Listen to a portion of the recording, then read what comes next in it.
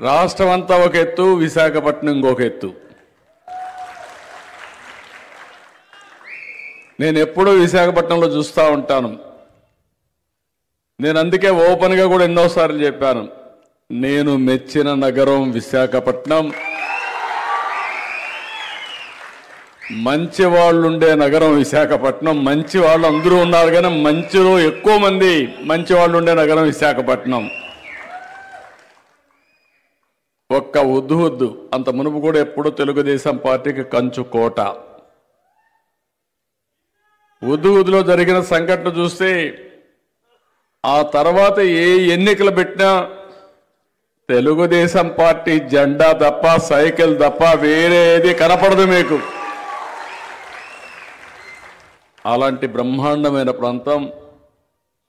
ఈరోజు నేను ఒకటే మిమ్మల్ని కోరుతున్నా, ఓసారి అనిపిస్తుంది మన కార్యకర్తలు ఎంత పవర్ఫుల్ అంటే, మీరు రోడ్డు మీదకి వస్తే ఎవ్వడు నిలబడలేడు.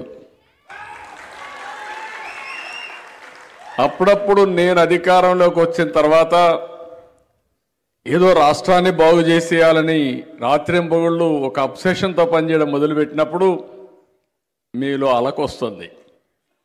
అలకు వచ్చినప్పుడు కాడి పడేస్తారు. మీరు ఎక్కడికి పోరు, ఏ జెండా పట్టుకోరు, ఎవరికి ఓటేయరు, కానీ అలగతారు. అలకే ప్రమాదం. అందుకనే ఇప్పుడు నేను ఒకటి అనుకున్నాను, ఇంకా భవిష్యత్తులో మీరు అలిగే పరిస్థితి రాదు, మనం ఓడిపోయే పరిస్థితి కూడా రాదు.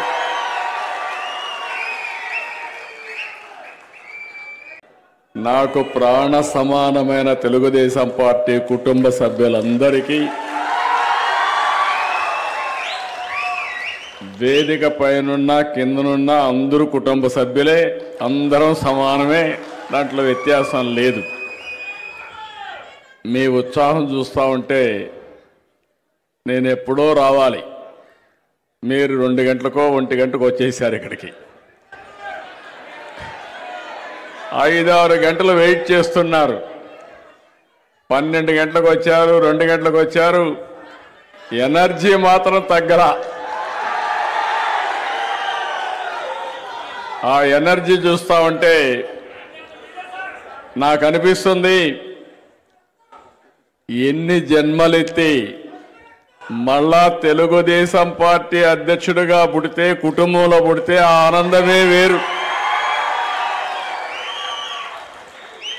మీది నాది రాజకీయ అనుబంధం కాదు, ఇది ఒక కుటుంబ అనుబంధం. 45 ఏళ్లుగా మిమ్మల్ని చూస్తున్నా, మీతో కలిసి నేను పెరిగాను, నాతో కలిసి ఎక్కడికక్కడ మీరు కూడా ప్రజాసేవలో పునీతమయ్యారు.